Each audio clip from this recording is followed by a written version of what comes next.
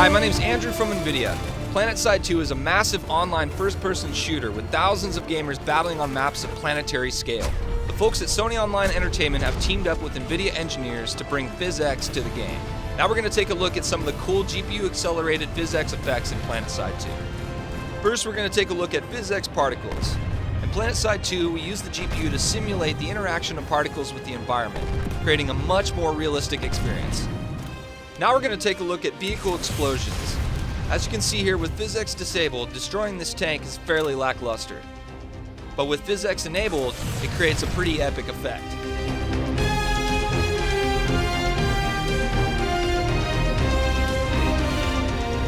Next, we're going to take a look at ground debris.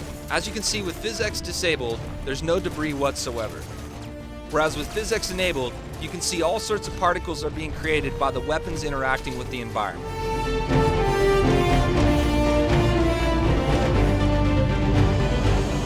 Finally, we're going to take a look at reactor explosions.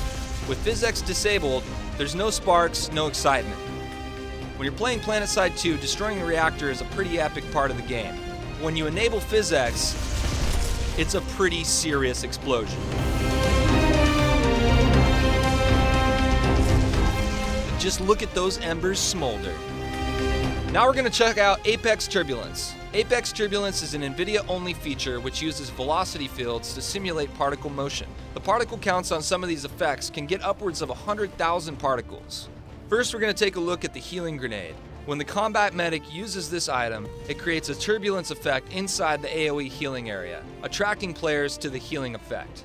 Next, we're going to take a look at the medic gun. As you can see, with PhysX enabled, you can see it creates a whole bunch of particles using Apex Turbulence. Now we're going to look at the anti-gravity lift. As you can see on the left, with PhysX disabled, there's no particles whatsoever. Whereas on the right, the weight of the character causes the particles to swirl around in a realistic way.